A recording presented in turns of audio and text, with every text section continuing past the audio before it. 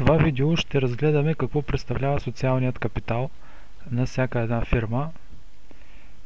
Това са положителните коментари или лайковете на страничката в социалните мрежи. Чрез софтуера MaxCard всеки собственик на бизнес получава в сайта си модул, който е Facebook в страничната лента. Чрез него можете да поставите вашата страничка, където се показват хората, които харесват, реалните хора, които харесват вашата страничка и вашия бизнес във Facebook.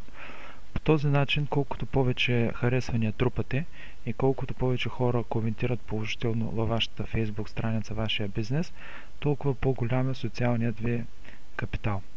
Трупането на социален капитал е много важно за успешното развитие на вашият бранд и за увеличаване на доверието във вашия сайт.